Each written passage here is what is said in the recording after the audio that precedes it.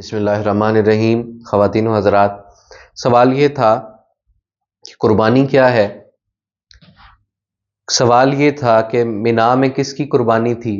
سوال یہ تھا کہ کربلا میں کس کی قربانی تھی۔ سوال یہ تھا کہ مینا کی قربانی کی وجہ کیا تھی۔ سوال یہ تھا کہ کربلا میں قربانی کی وجہ کیا تھی۔ سوال یہ تھا کہ مینا میں قربانی کس طرح دی گئی۔ سوال یہ تھا کہ کربلا میں قربانی کس طرح دی گئی۔ سوال یہ تھا کہ مینا کی قربانی کیوں دی گئی۔ سوال یہ تھا کہ کربلا کی قربانی کیوں دی گئی۔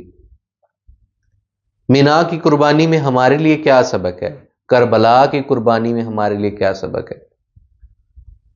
حضرات، ایک بات ذہن نشین کر لیجئے کہ مومن کی ہر سانس قربانی ہے۔ کوئی ایک وقت ایسا نہیں ہے جس وقت مومن کو قربانی دینی پڑتی ہے، بلکہ مومن ہی تب ہوتا ہے جب اس کی ہر سانس قربانی ہو جاتی ہے۔ اس لیے اللہ تعالیٰ نے سال کے آغاز میں بھی قربانی دے دی، سال کے اختتام پہ بھی قربانی دے دی۔ جو قربانی مینا میں ہوئی اور جو قربانی کربلا میں ہوئی،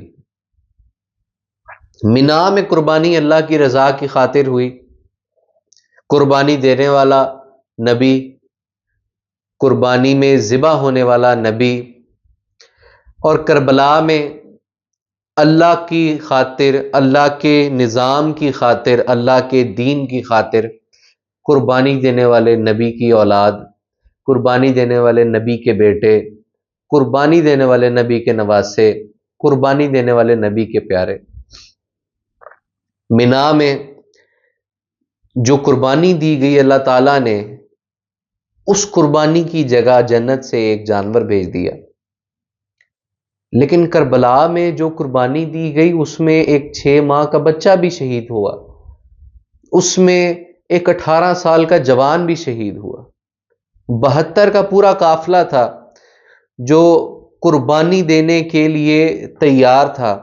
جب آپ کو اس واقعے کا بھی علم ہوگا کہ میرے امام حسین نے ایک رات قبل جب شمع بجھا دی تھی اور فرمایا تھا کہ جو جانا چاہتا ہے چلا جائے، لیکن جب شمع واپس چلائی گئیں تو کوئی شخص بھی ایسا نہیں تھا جو مجمع سے اٹھ کے چلا گیا ہو۔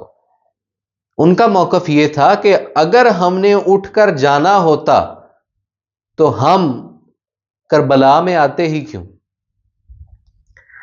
وہ اپنے ایمان پر اس قدر پختہ تھے کہ انہوں نے اتنی بڑی قربانی پیش کی۔ لیکن ہمارے لیے کیا سبق ہے؟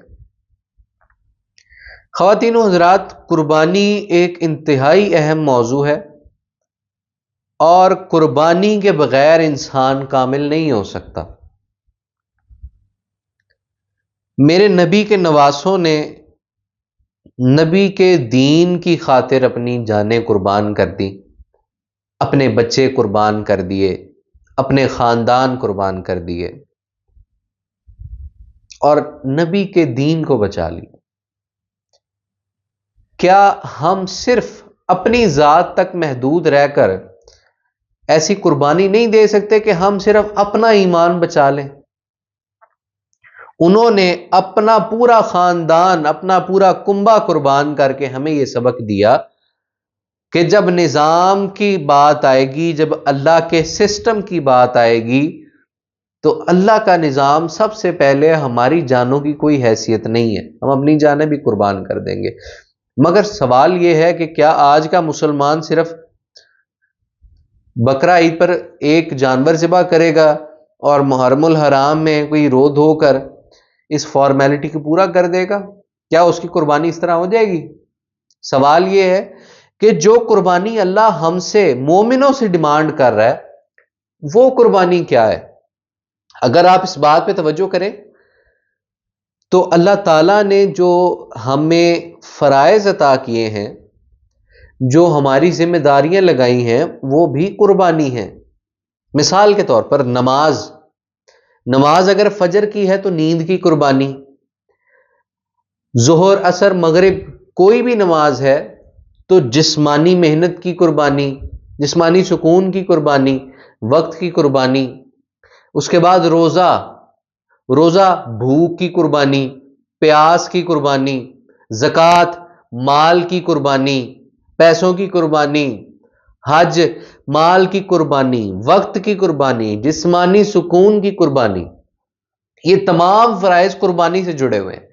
اگر یہ قربانی نہیں دی جائے گی تو یہ تمام فرائض اللہ تعالیٰ کے ہاں قابل قبول نہیں ہے۔ وہ کیسے؟ انسان اگر وقت پر نماز نہیں پڑھے گا تو اللہ تعالیٰ کو تو وقت پر نماز چاہیے نا۔ انسان کے لیے، مسلمان کے لیے وقت پر نماز جو ہے وہ فکس کی گئی ہے، کیونکہ اسے وقت کی قربانی دینا سیکھنا پڑے گا۔ اگر انسان روزہ رکھ کے پھر کہے گا کہ میں اپنی بھوک قربان نہیں کر سکتا، میں کھاتا پیتا رہوں، تو اس کا روزہ تو نہیں ہوگا۔ روزہ اس لیے دیا گیا تاکہ وہ اپنی بھوک قربان کرنا سیکھے، زکوٰۃ اس لیے دی گئی تاکہ وہ اپنا مال قربان کرنا سیکھے، حج اس لیے دیا گیا تاکہ وہ اپنا مال، اپنا وقت، اپنی محنت، اپنی جسمانی طاقت قربان کرنا سیکھے۔ یہ تمام فرائض ہمیں قربانی کا سبق دیتے ہیں۔ اگر قربانی ان تمام فرائض کی روح سے نکل جائے تو ان کے پیچھے کچھ نہیں رہتا۔ لیکن آپ ہمیشہ ایک بات یاد رکھیں کہ یہ جو فرائض ہیں، نماز، روزہ، زکوٰۃ، حج، ان کا فائدہ انسان کو خود ہوتا ہے، اور اللہ تعالیٰ نے حقوق اللہ سے پہلے حقوق العباد کا سوال کرنا ہے۔ حقوق العباد میں کیا ہے کہ جب تمہارے ماں باپ تمہارے سامنے ہوں تو ان کو وقت دو، اپنے وقت کی قربانی دو، ان کے آگے اونچا نہ بولو، اپنے جذبات کی قربانی دو، ان کو اف تک نہ کہو، اپنی خواہشات اور اپنی انا کی قربانی دو۔ تمہارا بھائی ہو، تمہارا کوئی بھی رشتہ دار ہو، اپنے جذبات کی، اپنی انا کی قربانی دو، اس کے ساتھ بھلائی کرو۔ تمہارے بچے ہوں، اپنے وقت کی قربانی دو، اپنی جسمانی طاقت کی قربانی دو، اپنی ذہنی طاقت کی قربانی دو، اپنے آرام کی قربانی دو، سکون کی قربانی دو، کیونکہ تمہارے انہی بچوں نے تمہارے لیے اچھا یا برا وقت بننا ہے۔ سرکار نے فرمایا تھا کہ انسان کو جو چیزیں اس کے مرنے کے بعد نفع دیتی ہیں، اس میں ایک اس کی اولاد بھی ہے۔ اگر اولاد نیک ہوگی تو وہ اس انسان کے مرنے کے بعد بھی اس کے لیے فائدہ مند ہے۔ اگر اولاد نیک نہیں ہوگی تو انسان کے مرنے کے بعد وہ اولاد اس کے لیے اذیت ہے، تکلیف ہے۔